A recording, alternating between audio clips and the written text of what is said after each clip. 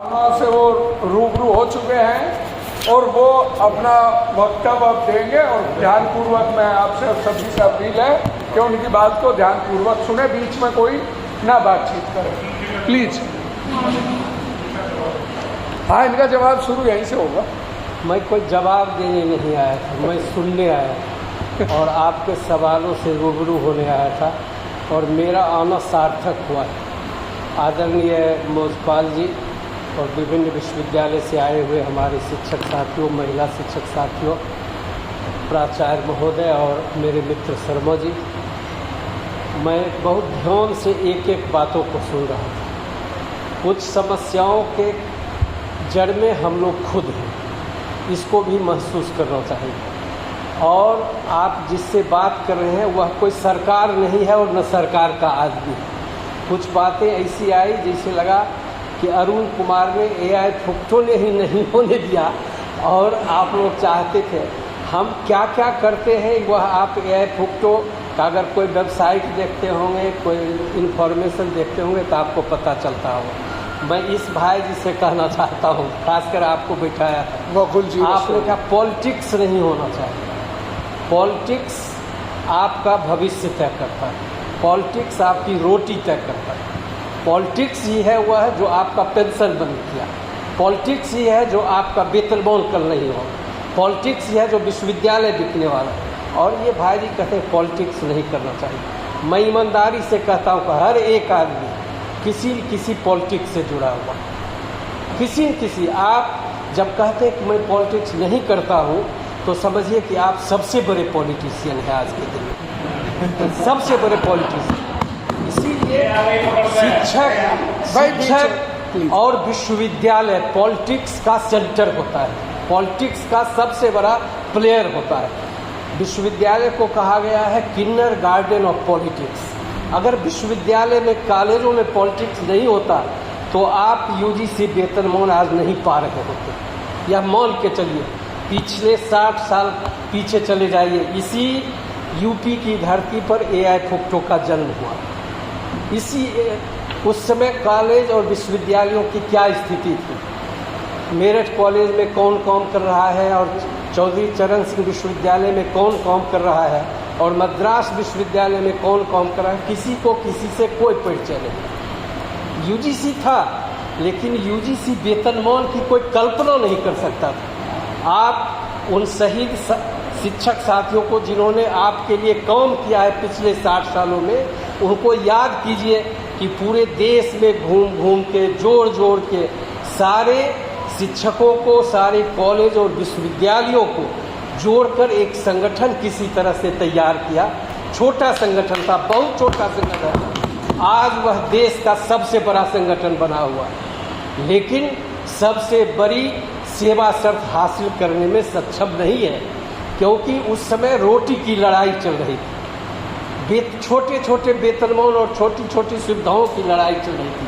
आज हम लोग उस पर मक्खन चाह रहे हैं, कोई ओल्ड पेंशन चाह रहे हैं, कोई प्रोफेसरशिप का नाम चाह रहे हैं। और एक साथी ने बताया कि जो सेल्फ फाइनेंस कोर्स में काम करने वाले लोग हैं उनका वेतनमान, उनका सेवा शर्त क्या है, सो आपको मालूम है।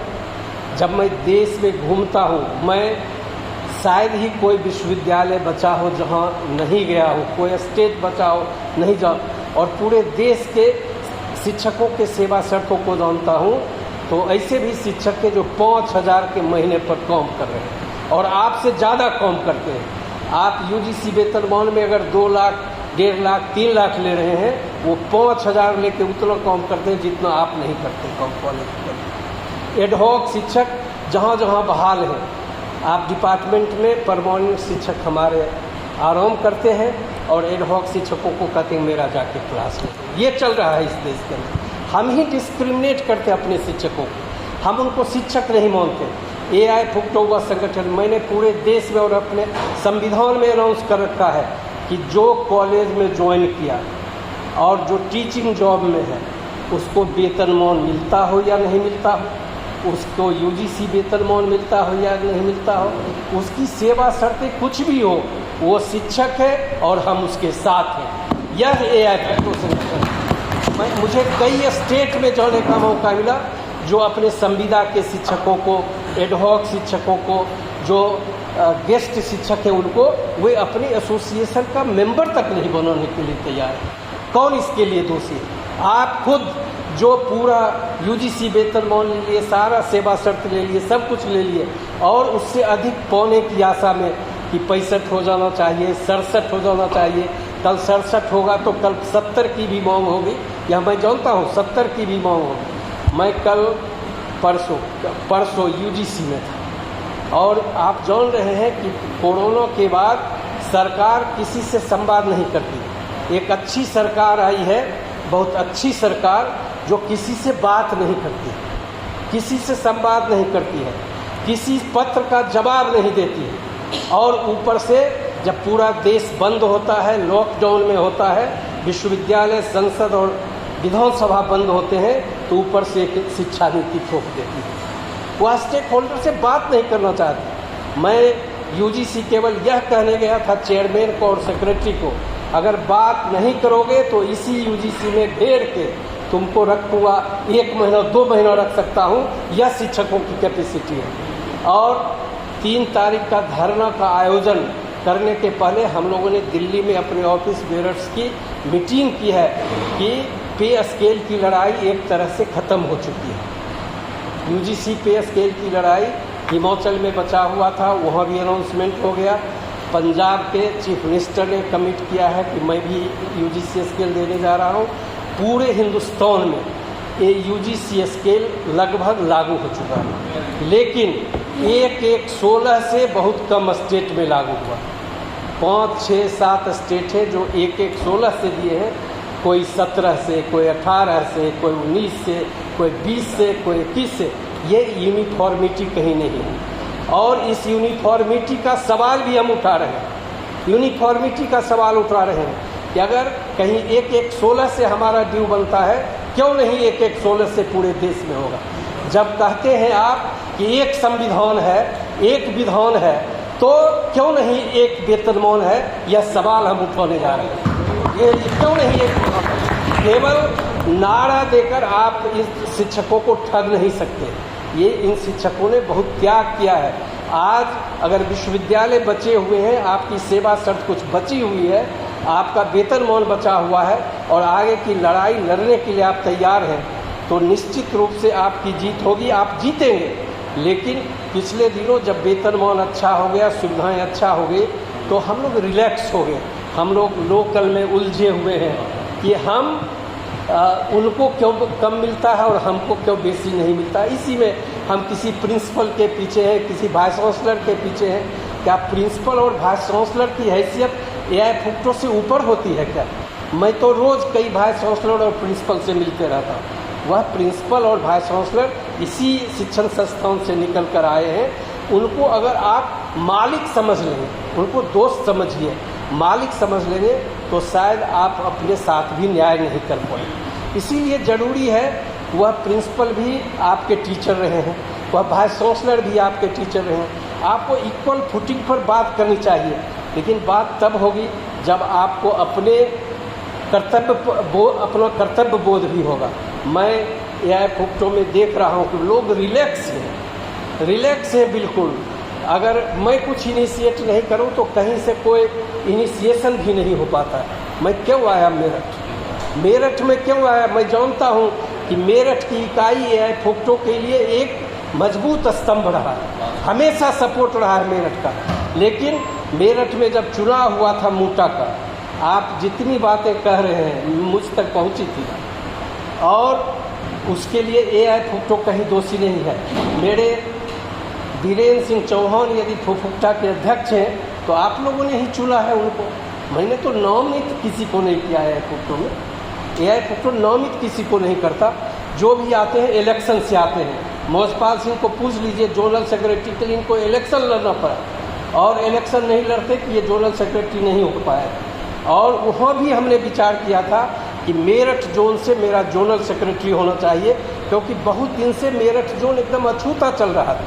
हमने इनको गए थे और कोरोना का समय था, तब भी हमने अपने संगठन का सम्मेलन करवाया, सम्मेलन करवाया। कॉलेज इकाई का सम्मेलन समय पर नहीं हो पाता, आपके यूनिवर्सिटी इकाई का सम्मेलन समय से नहीं होता है, आपके स्टेट फेडरेशन का सम्मेलन कितने दिनों से नहीं हुआ है आप जान रहे हैं। लेकिन मैं अपना सम्मेलन हमेशा समय से 2 सालों में कराता हूँ, चाहे अरुण कुमार हो या कोई एबीसी हो। मैं छोड़ना चाहता था इस बार, ताकि पे स्केल की लड़ाई खत्म हो गई, ये छोटी छोटी लड़ाइयाँ चलती रहेगी। कोई नौजवान टीचर आइए और संभालिए इस संगठन को, कोई तैयार नहीं होते, किन्हीं के पास समय नहीं है। भाई जी आप जा रहे थे, आपका समय कितना महत्वपूर्ण है। मेरे जैसा आप मूर्ख होते तो अपना घर द्वार छोड़ के मैं यहाँ आया हूँ, और आप जा रहे थे, मुझे अफसोस है। हाँ, इसीलिए मैं आपसे इसीलिए मैंने आपसे रिक्वेस्ट किया। मेरा ये मूल संगठन रहा है। हाँ, इसीलिए मैंने आपसे निवेदन किया कि आपका रहना जरूरी है। आपने बहुत जेन्युइन सवाल उठाए कि वास्तव में आधी समस्याओं के जड़ में हम लोग खुद हैं। और एक बात जान लीजिए कि आप जिन सेवा शर्तों की बात करते हैं, वह सेवा शर्त एजुकेशन कंकरेंट लिस्ट में है। आप जानते हैं कि जब इमरजेंसी देश में लगी थी, पहले ये एजुकेशन जो था स्टेट लिस्ट में था, लेकिन इमरजेंसी के समय में, इमरजेंसी जब देश में 75 में लगी तो उस समय शिक्षा को कंकरेंट लिस्ट में डाल दिया गया। कंकरेंट लिस्ट में जैसे ही संवर्ती सूची में शिक्षा आई तो केंद्र का भी नीति बनने लगा, और जब स्टेट में आया तो स्टेट की भी नीति बनने लगी। और इतना इंटरफेरेंस स्टेट का है हर जगह कि यूजीसी जो तय करती है वह स्टेट में आते आते डाइल्यूट होने लगता है। यूजीसी ने तो तय किया है कि मेडिकल फैसिलिटी मिलना चाहिए, यूजीसी ने पे स्केल में तय किया है कि आपको एमफिल पीएचडी इंक्रीमेंट मिलना चाहिए। आप सारी चीज़ें यूजीसी के नोटिफिकेशन में हैं, लेकिन स्टेट में वो लागू नहीं हो रही हैं। उसका एक महत्वपूर्ण कारण है कि आपका स्टेट संगठन काम नहीं कर रहा है। मैं कहीं भी मैं जहाँ बोल रहा हूँ, कई स्टेट है जिसने सारी सेवा शर्तों को लागू करवाया। मैं बिहार से आता हूँ, मेरी यहाँ 65 लागू है, एमफिल पीएचडी इंक्रीमेंट लागू है, तमाम जो ग्रेजुएटी और तमाम कॉलेज और यूनिवर्सिटी में कोई फ़र्क नहीं है, चाहे कॉलेज के शिक्षक हो कि यूनिवर्सिटी के शिक्षक हो, सबको 65 में रिटायर करना है। क्यों होता है ऐसा? क्योंकि वहाँ के शिक्षक संगठित होकर लड़ना जानते हैं। कुछ पॉलिटिकल लॉबिंग भी होती है, कुछ लड़ाई भी होती है, दोनों बात चलती है। आप बटे हुए हैं, एक यूनिवर्सिटी का इलेक्शन होगा, उसमें स्टेट फेडरेशन का आदमी बेईमानी करेगा तो क्या मैसेज जाएगा? आप पूछिए कि एआई फुक्टो में 2000 डेलीगेट जब होते हैं और जब चुनाव होता है तो चुनाव स्थल पर मैं खुद जाता भी नहीं, मैं चुनाव आयोग को फुल अथॉरिटी दे देता हूं कि आपको चुनाव संविधान के अनुकूल कराना है, कोई जीते कोई हारे अपना नॉमिनेशन कीजिए, चुनाव लीजिए। लेकिन बहुत चीज़ों पर सहमति बनानी पड़ती है। कुछ ऐसे लोग भी आते हैं जो कभी कोई संगठन में काम नहीं किए, एक ही बार नॉमिनेशन कर देते हैं और नॉमिनेशन कर देते हैं। वैसे लोगों को आप संगठन में लाएंगे तो कल संगठन बिगड़ेगा। संगठन में तो ज़रूरी है कि जो माने टेस्टेड लोग हैं, जो कमिटेड लोग हैं, जो संगठन के लिए समर्पित हैं, जिनके पास समय है, जो छोटी छोटी बातों में अपने रास्ते से भटकते नहीं हो, वही संगठन में काम कर सकता है। नहीं तो आपको तो मिलेगा कोई शर्मा जी का पैर सहलाने लगेगा, आप कोई वाइस चांसलर का पैर सहलाने लगेगा। ऐसे बहुत लोग होते हैं। इसीलिए ये हर जगह है, ऐसा नहीं है कि इस कॉलेज में है और उस कॉलेज में है। मैं विश्वविद्यालय संगठन को चलाते चलाते बहुत सारे ऐसे लोगों से मिलता हूँ जो वाइस चांसलर से अलग अपने को सोचते ही नहीं। आप उनको संगठन में बुलाएंगे नहीं आएंगे, वो वाइस चांसलर के सामने बैठे रहेंगे, कुछ काम करवाते रहेंगे, कुछ लाभ लेते रहेंगे, लेकिन उनको मालूम नहीं है कि इसी संगठन ने उनको इस लायक बनाया, इसी संगठन ने इस लायक बनाया था। आज विश्वविद्यालय थोड़ा बहुत जो बचा हुआ है, जो शायद नहीं बचेगा, मैं बाद में बोलूँगा इस बात पर, वह आपका संगठन है, आपकी ताकत है। और ताकत यूनिट से आती है, चाहे वह कॉलेज का यूनिट हो, यूनिवर्सिटी का यूनिट हो या फिर स्टेट का यूनिट हो। अगर वह सशक्त नहीं होगा तो एआई फुक्टो में अरुण कुमार कुछ नहीं। एआई फुक्टो को हम लोग फेडरेशन ऑफ एसोसिएशंस कहते हैं, फेडरेशन ऑफ एसोसिएशंस है आपकी ताकत हमारी ताकत है, अगर आप में ताकत नहीं है तो हमारी ताकत शून्य है, हम यह मान के चलते हैं। और सरकार के पास इंटेलिजेंस से सारी सूचनाएं होती हैं, सारी सूचनाएं। आप ये समझेंगे कि हम कहीं कुछ बोल रहे हैं और सूचना नहीं, सरकार को एक एक सूचना होती है। विजिलेंस के लोग हमसे बराबर बात करते रहते हैं और विजिलेंस के लोग पूछते हैं कि वो स्टेट में तो उस यूनिवर्सिटी का आदमी तो आपका विरोध कर रहा है, उस यूनिवर्सिटी का आदमी तो नहीं आ रहा है, वो कैसे जानते हैं? वो सर्वे करते रहते हैं कि इनका क्या सपोर्ट है, क्या नहीं सपोर्ट है। और मुझे मानने में कोई दिक्कत नहीं है कि इस सरकार के आने के बाद AI फुक्टो को मार्जिनलाइज करने का सरकार के तरफ से और सरकार के लोगों की तरफ से भारी प्रयास किया जा रहा है। वह अलग बात है कि संगठन मरता नहीं है, संगठन कभी रास्ता बदल के, कभी डट के, कभी पीछे हट के, कभी आगे बढ़ के चलते रहता है, लेकिन सरकार के लोग आपके संगठन को डिमोरलाइज करते हैं। आपको बता दें कि जब तक पे स्केल की लड़ाई हुई, जावेडकर जी शिक्षा मंत्री थे, तब तक संवाद तो होता रहा, लेकिन उसके बाद उत्तराखंड के जो चीफ मिनिस्टर होते थे, बाद में शिक्षा मंत्री बने, अभी धर्मेंद्र प्रधान आए हैं, दर्जनों लेटर के बाद उनके ऑफिस से कोई जवाब नहीं आता और कई सारी समस्याएं उठ खड़ी हुई हैं। शिक्षा नीति पर बोलूँगा तो शायद आप लोगों को थोड़ा अफसोस भी होगा, जो लोग, इसीलिए मैं ये मानता हूँ कि पॉलिटिकल एफिलिएशन अलग बात है, लेकिन जब हम AI फुक्टो में होते हैं, जब हम किसी संगठन में होते हैं, तो हम एक टीचर के रूप में, एक टीचर लीडर के रूप में होते हैं, हम पीछे के किसी पॉलिटिक्स को नहीं मानते। यह हमारा कमिटमेंट होता है और यही बात AI फुक्टो को आज तक बचाए हुए है। कांग्रेस की सरकार थी तो क्या हम नहीं लड़ रहे थे? बीच में UPA की सरकार आई तब भी हम लड़ रहे थे, आज BJP की सरकार है तब भी हम लड़ रहे थे। हम लोग वाजपेयी जी को कहते कहते पार्लियामेंट के अंदर सवाल उठे, बाहर सवाल उठे, लेकिन उन्होंने पेंशन विड्रॉ कर लिया। जो पेंशन अभी चल रहा है ओल्ड पेंशन स्कीम कुछ लोगों का, वह भी विड्रॉ होने वाला था। वह आंदोलन ही था, 3 बिल होने वाले थे 1998 में, एक ही बिल पास हुआ, बाकी बिल पास नहीं हुए। ये अच्छी बात है, एक अच्छा साइन है कि ओल्ड पेंशन स्कीम पर राजस्थान ने, छत्तीसगढ़ ने, कल झारखंड ने और 1-2 स्टेट ने निर्णय लिया है और ओल्ड पेंशन स्कीम फिर से लौटने के कगार पर है। और मैं विश्वास दिलाता हूँ, अगर शिक्षक एक साथ रहेंगे ओल्ड पेंशन स्कीम लागू होगा। खास करके अपने नौजवान साथियों से कहना चाहता हूँ, जो लोग रिटायरमेंट के भर्ज पर हैं, हमारी भी नौकरी मात्र 4-5 साल की है और मैं समझता हूँ कि जो नए शिक्षक हैं, जो नए कैडर्स आ रहे हैं टीचिंग जॉब में, उनके लिए लड़ाई लड़ना हमारा कर्तव्य है। क्योंकि मैं बार बार कहता हूँ AI फुक्टो 3 फुटिंग पर लड़ाई लड़ता है, 3 फुटिंग पर। एक, जो आने वाला जनरेशन है उसका सर्विस कंडीशन कैसा हो। आज जब सर्विस कंडीशन पर, रेगुलेशन पर बात होती है तो हमारा उसमें कुछ नहीं है। मेरा प्रोफेसरशिप 2003 से ड्यू है, 2003 से ड्यू है, लेकिन मुझे प्रोफेसरशिप इसलिए नहीं दिया जा रहा है कि मैं AI फुक्टो का जनरल सेक्रेटरी हूँ। वहाँ इनको नहीं मिलना है, मैं हाई कोर्ट में लड़ा हूँ अपनी लड़ाई। सरकार के लोग, जो चांसलर यहाँ से जाते हैं, वो बोलते हैं कि ये लोग सरकार विरोधी लोग हैं। मैं शिक्षकों की बात बोलता हूँ, कोई अपनी बात नहीं बोलता, और इसीलिए मेरा प्रोफेसरशिप रोक रखा गया। और ऐसे सैकड़ों लोग हैं इस देश के अंदर, सैकड़ों लोग हैं इस देश के अंदर। आप गुजरात चले जाइए, गुजरात में 1000 शिक्षक कैसे होंगे, उनका प्रमोशन इसलिए रोका गया है कि वो सरकार के साथ यस मैन बन के और उनके साथ हाथ उठा के बात नहीं करते हैं, वे अपने सवाल को उठा रहे हैं। और सवाल उठाना हमारा धर्म है। हम, अगर हमको प्रमोशन मिले या न मिले, हमारे शिक्षकों को प्रमोशन न मिले, अगर सवाल पूछना आप बंद कर देंगे तो वह भी मिलना बंद हो जाएगा। इसलिए सवाल पूछना एसोसिएशन का काम है। अब आप जब सवाल उठा रहे थे, मुझे बहुत अच्छा लग रहा था।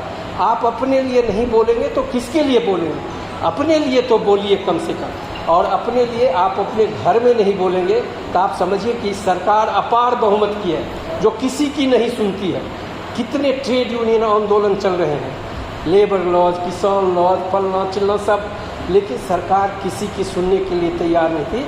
अगर आप में ताकत होगा तो जिस तरह से रिपील हुआ किसान फार्म लॉ, रिपील होगा नई शिक्षा नीति, मैं ये कहना चाहता हूँ, इसलिए धरना प्रदर्शन रिपील होगा। मैंने लिख कर दिया, फर्स्ट दिया है कि एनईपी को रिपील करो, बात करो। इसमें इतनी सारी चीज़ें हैं कि 2030 के बाद ही शुरू हो जाएगा कि विश्वविद्यालय अब नहीं बचेंगे। मैं कुछ बिंदुओं को उधर भी कह देता हूँ, तब आपके तमाम मैं सब नोट किया है आपके, आप समझ लीजिए कि विश्वविद्यालय और कॉलेज का एफिलिएशन खत्म होने वाला है। हर कॉलेज एक ऑटोनोमस कॉलेज होगा, जिसमें आपकी एकेडमिक ऑटोनॉमी होगी, फाइनेंशियल ऑटोनॉमी होगी, एडमिनिस्ट्रेटिव ऑटोनॉमी। आप ही शिक्षक बहाल करेंगे, आप ही वेतनमान तय करेंगे, आप ही सिलेबस तय करेंगे, आप ही परीक्षा लेंगे, आप ही सर्टिफिकेट देंगे। और अगर मेरठ कॉलेज बड़ा कॉलेज है तो अगल बगल के कॉलेजों को यहाँ मर्ज कर दिया जाएगा, एमलगेशन मर्ज किया जाएगा और उनके एसेट्स को बाज़ार में दिया जाएगा और एक कॉलेज में सबको बुला के काम किया जाएगा। आप उस दिन के लिए तो नहीं शुरू किए थे इस कॉलेज को। इस कॉलेज को बनाने में अगर एक कितने 130 साल में जो कॉलेज बना है, अगर वह किसी व्यक्तिगत कॉरपोरेट के हाथ में चलाने के लिए दे दिया जाए और कहता है बोर्ड ऑफ गवर्नर्स चलाएगा, बोर्ड ऑफ गवर्नर्स में इलेक्टेड बॉडी नहीं होगा, जिस तरह से हमारा सीनेट सिंडिकेट है, वह नॉमिनेटेड बॉडी होगी, सरकार नॉमिनेट करेगी बोर्ड ऑफ गवर्नर्स, सरकार के लोग हैं, या जो इस कॉलेज को विश्वविद्यालय को चलाने का ठेका लेंगे उनके लोग होंगे। तब आप कहाँ आवाज़ उठाएंगे? उससे बचने की ज़रूरत है। वो अब सेंट्रल यूनिवर्सिटी एलिजिबिलिटी टेस्ट की बात छोड़ दीजिए, ब्लेंडेड मोड ऑफ लर्निंग की बात चर्चा कीजिए, या मान लीजिए कि मॉक और स्वयं के थ्रू जो पढ़ाई की बात हो रही इसकी बात कीजिए। जब मॉक और स्वयं के थ्रू पढ़ाई होगी तो फिर शिक्षक की ज़रूरत है क्या बचेगी? क्यों ज़रूरत होगी? बिल्कुल पास है कि 40% कोर्स वर्क तैयार होगा और जिसको पोर्टल पर पार्क कर दिया जाएगा उससे पढ़ेंगे लोग, उससे पढ़ेंगे। 50% क्रेडिट यूनिवर्सिटी से, कहीं भी देश के किसी यूनिवर्सिटी से स्टूडेंट ले आएगा तो ले आएगा 50% और 40%, 90% आपके हाथ से जब निकल जाएगा तो क्या वो स्टूडेंट और वो पढ़ाई आपके कंट्रोल में रहेगा? कभी नहीं रहेगा। आप स्टूडेंट अपना ऑनलाइन पढ़ते रहेंगे, टीचर जो है वो रिटायर करके घर बैठेंगे और कॉलेज, इतना बड़ा कॉलेज कैंपस को पढ़ाने वाला कोई दूसरा होगा, कोई मशीन होगा पढ़ाने वाला। अभी आप लोग अखबार में देखे होंगे कि मई के फर्स्ट वीक में, इसी मई के फर्स्ट वीक में प्रधानमंत्री जी ने एक वेबिनार किया था, डिजिटल यूनिवर्सिटी का कंसेप्ट लाना था। What is digital university? कभी सोचा आपने? और उनको टास्क दिया गया है कि अगस्त तक, इसी अगस्त तक एक डिजिटल यूनिवर्सिटी का कंसेप्ट आना चाहिए।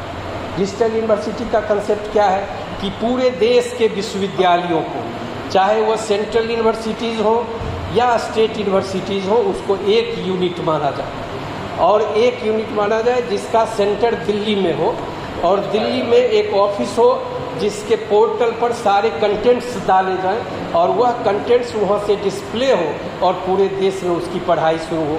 प्रधानमंत्री ने कहा कि स्टूडेंट को सीट की कमी हो जाती है एडमिशन, इसीलिए सीट की कमी को दूर करने के लिए है कि डिजिटल यूनिवर्सिटी की कल्पना करो, जितना एडमिशन लेना है ले लो, क्योंकि दुनिया को बताना है, जो गेट और वर्ल्ड बैंक से जो समझौता है उसको बताना है कि हमारा GER बहुत ऊंचा है, ग्रॉस एनरोलमेंट रेशियो हमने बहुत बढ़ा लिया है। उसके लिए डिजिटल यूनिवर्सिटी की कल्पना हो रही है। और कोरोना के दौर में जो ऑनलाइन पढ़ाई का जो आपका एक्सपीरियंस होगा, क्या आप समझते हैं कि न स्टूडेंट उससे संतुष्ट है और न वह टीचर उससे संतुष्ट है, और जो उसकी एक्सेसिबिलिटी है, जो उसकी पहुंच है, वह कुछ खास लोगों तक ही पहुंच है। क्या वह पढ़ाई है? और टीचिंग केवल इन्फॉर्मेशन देने का प्लेटफॉर्म तो नहीं है ना।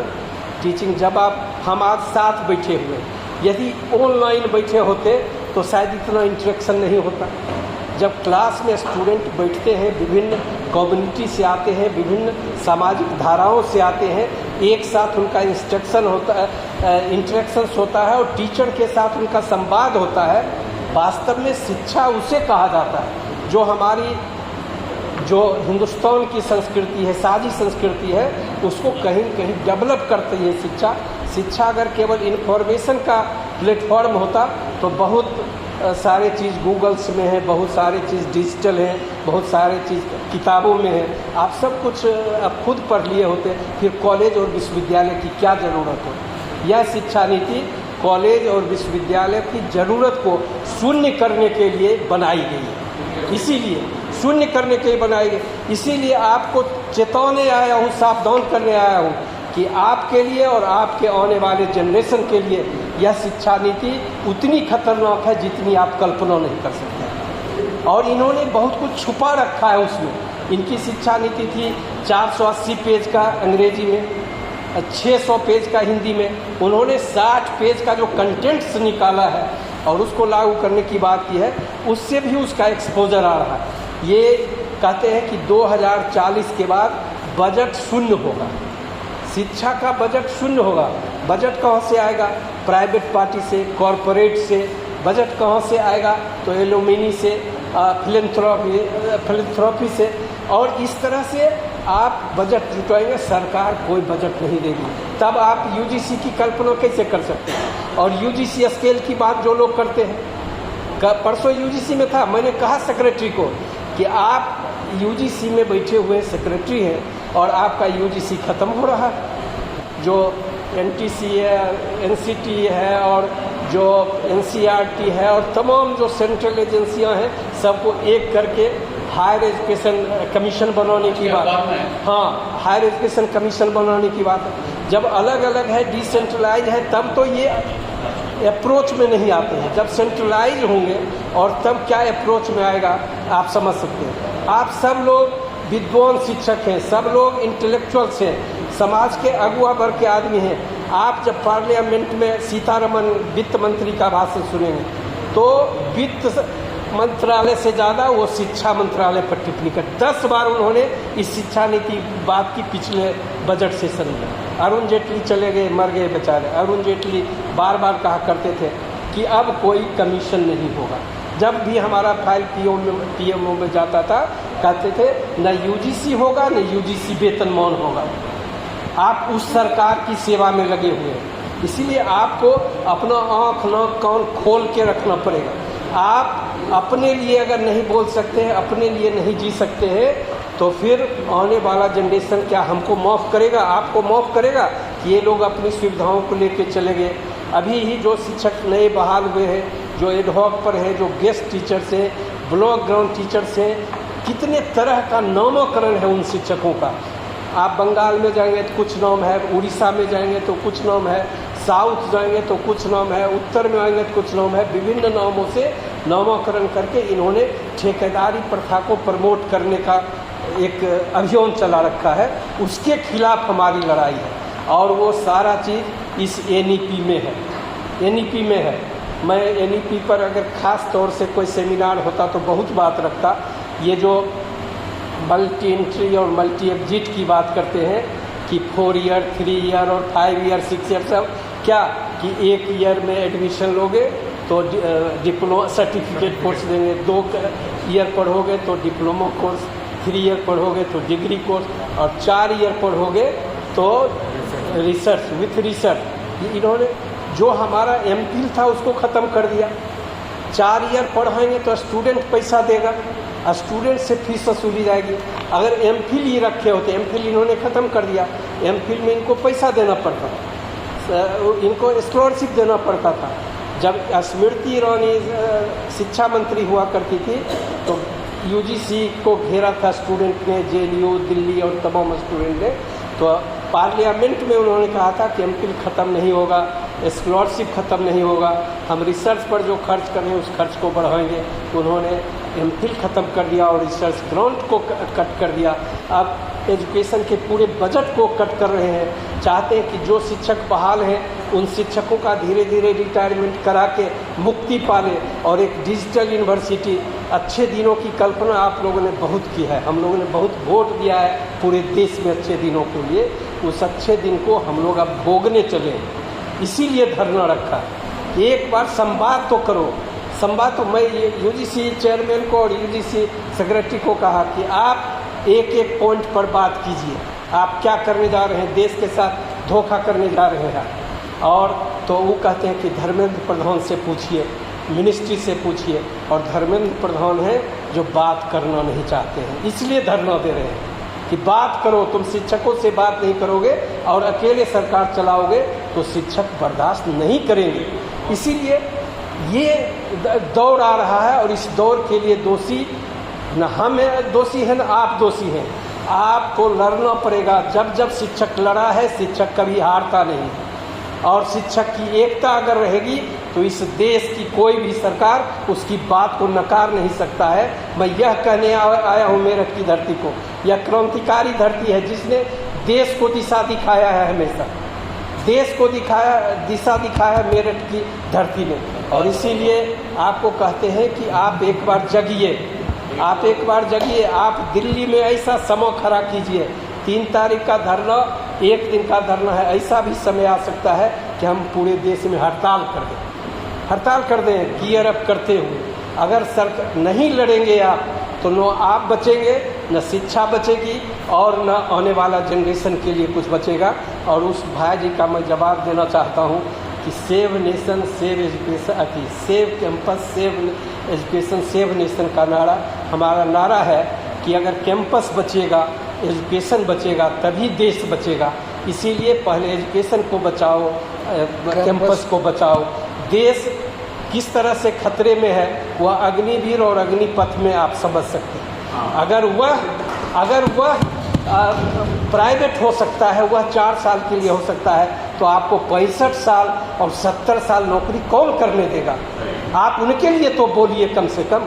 आप समझते हैं कि हमको 65 साल मिले और वो 4 साल के लिए वहाँ नौकरी हो, यह नहीं चलता है। समग्रता में सोचिए कि अगर बैंक का आदमी परेशान है, LIC का आदमी परेशान है, BSNL का आदमी, पब्लिक सेक्टर में काम करने वाला सब लोग परेशान हैं।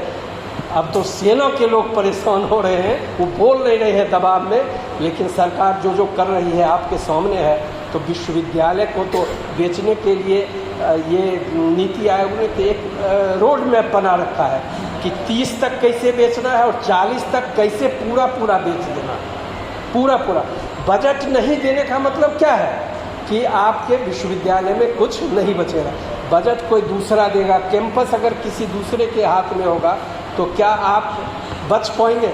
इसीलिए बेचने का तरीका दूसरा है कि प्लेटफॉर्म को प्राइवेट कर दो, रेलवे को थोड़ा प्राइवेट कर दो, LIC को प्राइवेट कर दो, सबको प्राइवेट कर दो। उसी तरह कहेगा विश्वविद्यालय का हम क्या अभी केवल मेरठ कॉलेज को दे रहे हैं, अभी बाकी को नहीं दे रहे। बाद में कहेगा कि ये चौधरी चरण सिंह यूनिवर्सिटी को दे रहे हैं, बाद में धीरे धीरे वह फैलेगा। अभी सेंट्रल यूनिवर्सिटी के लोग बहुत परेशान हैं। ये जो सेंट्रल यूनिवर्सिटी एलिजिबिलिटी टेस्ट जो एडमिशन का है वह क्यों किया गया, ये भी सोचिए।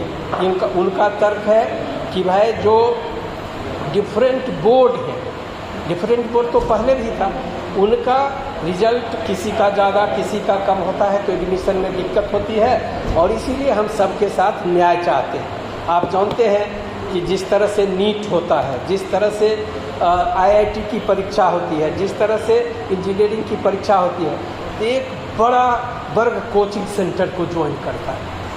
अगर सेंट्रल यूनिवर्सिटी के एडमिशन में अगर बोर्ड एग्ज़ाम का मार्क्स का महत्व नहीं है, कितने मनोयोग से गार्जियंस लोग अपने बच्चों के लिए चाहते हैं कि 10th में 12th में हमको हमारे बच्चे को इतना परसेंट आवे, मेहनत करें।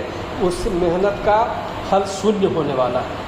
और जब सेंट्रल यूनिवर्सिटी टेस्ट होगा, ऑनलाइन टेस्ट होगा, तो उस टेस्ट का क्या मॉड्यूल होगा, वह टेस्ट कैसे होगा, कौन लोग चुनाएंगे, वह तमाम चीज़ जब कम्पिटिटिव हो जाएगा तो एक लार्ज स्केल पर एक कोचिंग सेंटर्स खुलेंगे देश में।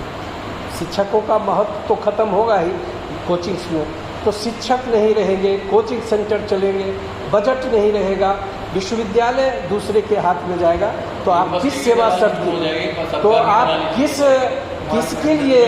किसके लिए इस देश की सेवा 75 साल कहते हैं कि आज़ादी के 75वें साल में अमृत महोत्सव की बात हो रही है। हमारे लिए क्या अमृत महोत्सव है? जो वो सेल्फ फाइनेंस टीचर है, जो आने वाला जनरेशन है जिसको NPS मिल रहा है, उनके लिए अमृत महोत्सव कैसा? ये सवाल कौन करेगा? हम अपने लिए सवाल करेंगे। इसीलिए इन तमाम चीज़ों पर सवाल खड़ा करना चाहिए, बोलना चाहिए। आप किसी दल के हो, मैं साफ साफ कहता हूँ, आप किसी दल के हो, आप अपने लिए तो बोलेंगे, आप अपनी कम्युनिटी के लिए तो बोलेंगे, आप अपनी आने वाली जनरेशन के लिए तो बोलेंगे। अगर ऐसा करेंगे तो शायद आप अपने साथ भी, देश के साथ भी, समाज के साथ भी न्याय करेंगे। लड़ने वाले को ही लोग याद रखता है, चुप रहने वाले को इतिहास में किसी ने याद नहीं करना। इसीलिए शिक्षक साथियों, मैं साफ साफ कहता हूँ कि बहुत संकट की घड़ी है पूरे देश के शिक्षकों के साथ। आप उस शिक्षा नीति को अपने से पढ़िए, आप बुद्धिजीवी वर्ग हैं, आप खुद सारी चीज़ों को एक्सपोज करने लगेंगे कि क्या करने वाली है सरकार। पूरे देश का शिक्षा जगत चिंतित है। बोलना बुझिए कि अन्याय है, आप बोलते हैं तो आप पर यूपा लगेगा, जेल में रहेंगे, बोलेंगे तो आपको जेल में सराया जाएगा। यह भी चल रहा है इस देश के अंदर। जिन लोगों ने अपने अधिकार के लिए आवाज़ उठाए, उनके साथ क्या क्या हुआ वह रोज़ आप अखबारों में पढ़ रहे हैं। इसीलिए तभी हमको बोलना पड़ेगा, यह समय की ज़रूरत है और एसोसिएशन की, अपने संगठन की मजबूरी है कि हम अगर संगठन चला रहे हैं तो हमको अपने अंतर विरोधों को बांटते हुए, मैं वो कौन थी चली गई लगता है, उनसे 100% सहमत हूँ कि अपने अंतर विरोधों को बांटना पड़ेगा। ये नहीं कहना पड़ेगा कि UGC स्केल वाले हैं, ये कॉलेज वाले हैं, ये यूनिवर्सिटी वाले हैं, ये सेल्फ फाइनेंस वाले हैं, ये डॉक है। अगर आप इस तरह से उंगली उठा के अपने ही लोगों को अपने से डिस्क्रिमिनेट करेंगे तो आप न संगठन चला सकते हैं, न अपना ही चला सकते हैं। आप उनके लिए लड़ेंगे तो आपका हित भी। हम सबसे अंतिम आदमी के लिए यह ठोकर लड़ने के लिए तैयार हैं। जो जिनको 5000 मिल रहा है, वो जब शिक्षक हमसे मिलते होंगे तो मेरे दर्द को आप महसूस कर सकते हैं। और हम UGC में बहुत ईमानदारी से सारी बातें कहते हैं, लेकिन सारी बातें मानी नहीं जाती। हम अगर सरकार के आदमी होते और सरकार मेरे साथ होती तो शायद ये होता। सरकार के लोग तो अपनी अपनी सुविधाओं के लिए व्याकुल हैं, वो जाते हैं, अपना काम कराते हैं।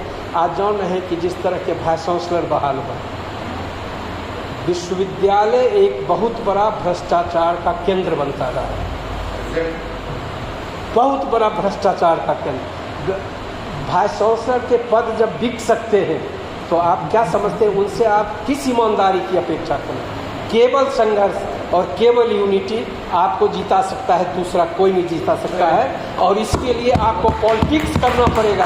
और पॉलिटिक्स हम यही करते हैं कि हम सरकार की नीतियों को, गलत नीतियों को, हमारे जो खिलाफ नीतियां हैं उनको उजागर करते रहते हैं, उनको एहसास दिलाते रहते हैं कि तुम देश के साथ गद्दारी कर रहे हो, हमारे शिक्षकों के साथ न्याय नहीं कर रहे हो। हम यह केवल करते हैं। और अगर यह पॉलिटिक्स करना गुनाह है तो गुनाह है, गुनाह करने के लिए हम लोग तैयार हैं। ये इस बात। इसीलिए मैं मेरठ में पहली बार आया हूँ और मुझे बहुत अच्छा लगा कि आप लोगों ने अपनी बात को बहुत ठीक से उठाया है। मैं एक बार फिर से निवेदन करना चाहता हूँ कि मैं कानपुर गया था, लखनऊ गया था और मैं यूपी में विभिन्न जगहों को इसलिए विजिट करता रहा कि फुफुकटा ठीक से नहीं चल रहा है। फुफुकटा के बारे में जो आपकी शिकायत है, उन शिकायत को मुझे पहले से मालूम है। आप बोल के संतुष्ट हो रहे थे, एक भी शिकायत नहीं है जो मुझ तक नहीं पहुंचा, सारी शिकायतें पहुंची। मैंने तय करवाया है फुफुकटा का सम्मेलन हो, और सम्मेलन हो, यह आपका दायित्व है कि अच्छे पदाधिकारी चुने जाएं, लड़ने वाले पदाधिकारी चुने जाएं और सशक्त पदाधिकारी हो जो वास्तव में आपकी लड़ाई लड़ सकते हैं। और अगर आप चाहेंगे कि नहीं, हमारा जाति का, हमारे क्षेत्र का, हमारी कम्युनिटी का चुना जाए, तो आप फिर कहीं न कहीं गलती करेंगे। इसीलिए आप जानते हैं कि कौन लड़ सकता है, आप जानते हैं। सर आप बोलेंगे बात। एक मिनट बीच में नहीं आ रहा। सर, मैं मुझे बोल ये जो आप लास्ट पॉइंट बोल रहे हैं ना, यही मेरे मुद्दे की जड़ है। हाँ। और आपसे आशा है आप जो ठीक कर सकते हैं। सर, मैं हम लोग अपने प्रतिनिधि चुनते हैं। हाँ। आपने एक लाइन बात की, अगर फेडरेशन काम नहीं कर रही तो आप उसमें क्या करेंगे, आपसे बहुत आशा है। मैं तो चाहता हूँ AI पप्पू कम से कम ऐसे फेडरेशन के प्रतिनिधि चुने कि जो भविष्य में शिक्षक इसमें काम कर सके। सर। और अवसर सुनिए सर, हमको देखिए, बोलने तो आपने- दीजिए। अरे यार ये नहीं वो कुछ सुनो। नहीं नहीं कुछ नहीं है बात। आप यार हद होगी। मैं आप ही की बात कह रहा हूँ। मैं फेडरेशन का प्रतिनिधि नहीं चुनता, मैं साफ साफ, लेकिन मैंने कहा है कि इस इलेक्शन में मैं खुद मौजूद रहूँगा, इलेक्शन प्रोसेस को खुद अपनी आंखों से देखूँगा, और कोई अगर गड़बड़ी करेगा तो उस इलेक्शन को नहीं मानूंगा, उस फेडरेशन को मान्यता नहीं दूंगा। AI को यह कर सकता है, लेकिन फेडरेशन का बोलने तो दीजिए। आप लोगों को बर्दाश्त बिल्कुल नहीं हो होता। गया। मैं जब इतनी बात बोल रहा हूँ, ये गलत बात है ना, सब लोग सवाल जवाब करने लगते हैं। मैं ये कह रहा हूँ कि प्रतिनिधि तो आपका जाएगा, वोट आपके प्रतिनिधि गिराएंगे। मैं किसी को मोटिवेट वहाँ बैठ के नहीं कर सकता, इसके लिए वोट दो और इसके लिए वोट दो। आपका काम है कि एक ऐसे लोगों का नॉमिनेशन कराइए, ऐसे लोगों को खड़ा कीजिए जो कल आपके साथ ईमानदारी से लड़ सकते हो, कर सकते हो। बस मैं इतना आपसे निवेदन करता हूँ। बाकी क्या होगा वह मेरा क्या दायित्व है, मैं देखूँगा उसको। मैं घूम रहा हूँ तो मेरठ आया हूँ तो कहीं न कहीं जहन में वह भी सवाल तैर रहा था, मुझे वह भी सवाल तैर रहा था। यहाँ मूटा का सवाल इन लोगों ने उठा दिया। मूटा अगर फुफुकटा ठीक होता तो मूटा उस तरह से नहीं बनता। इसीलिए संगठन ऊपर से ठीक होता है, नीचे से आप लोग आते हैं, लेकिन संगठन ऊपर से ठीक होता है। मैं जब गड़बड़ी करूँगा तो मेरे नीचे भी गड़बड़ी शुरू होगी, और इसीलिए मैं चाहता हूं कि मेरे समय में जब ये फुफुकटा का चुनाव हो तो मैं एक बार प्रत्यक्षदर्शी रहूं कि किस तरह से चुनाव ये लोग करवाते हैं। और इसीलिए चुनाव का डेट शायद 24-25 हाँ, सितंबर तय है। कालीचरण PG कॉलेज लखनऊ को वेन्यू बना गया है। चुनाव के लिए भी लोग वेन्यू लेने के लिए तैयार नहीं होते हैं खर्च के लिए।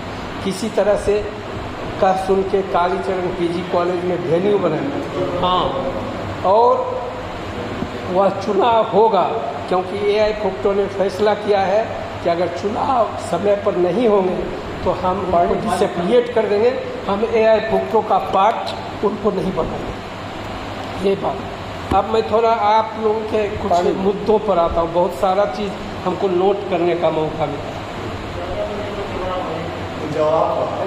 फिर भी ठीक है जो अभी देख नहीं कुछ बहुत चीज़ का जवाब क्या देना है।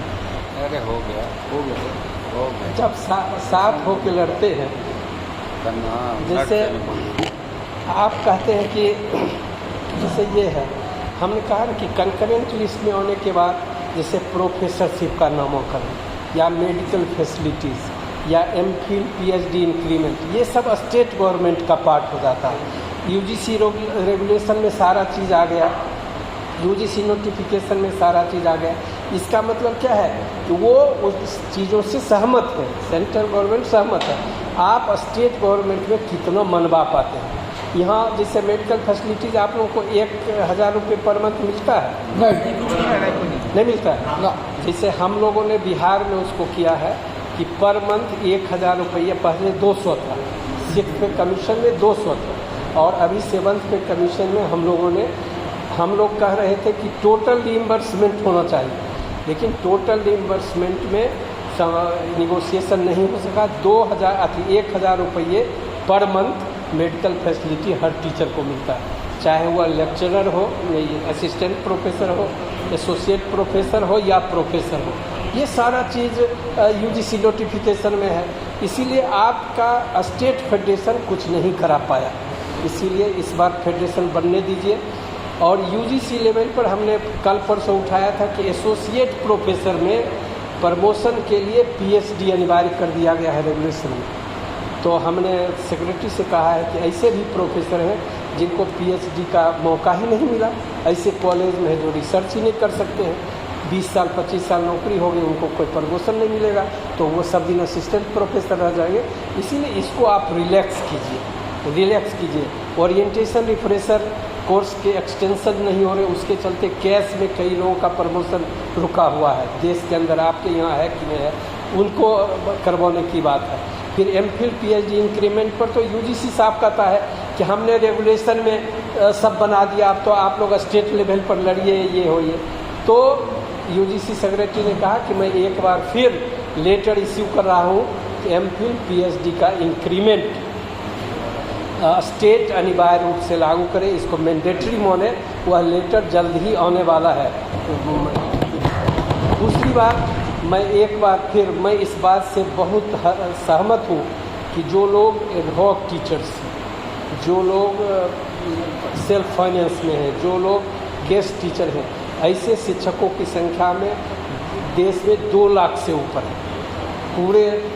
आप क्योंकि आप जानते हैं कि जो टीचर स्टूडेंट रेशियो है वो लगातार घट रहा है। मेरठ कॉलेज में आपको लगता होगा 150-200 शिक्षक होंगे, तब भी टीचर स्टूडेंट रेशियो वह मेंटेन नहीं हो रहा है। और छोटे छोटे कॉलेज में तो डिपार्टमेंट खाली है, परीक्षाएं हो रही हैं, सब कुछ। इसीलिए जो टीचर स्टूडेंट रेशियो को केवल ये लोग जो बोलते हैं कि रेशियो मेंटेन होना चाहिए यूजीसी, अगर उतना भी मेंटेन करें और टीचर की बहाली करें तो बड़ी संख्या में टीचर की बहाली हो सकती है।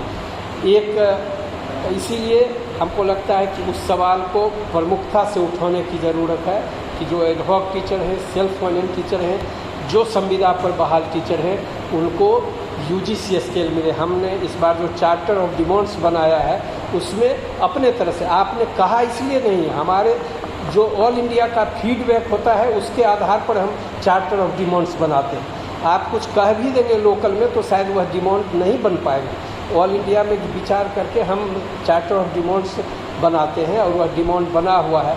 वह 20वां पर है कि 21वां पर है, यह ज़्यादा महत्वपूर्ण नहीं है।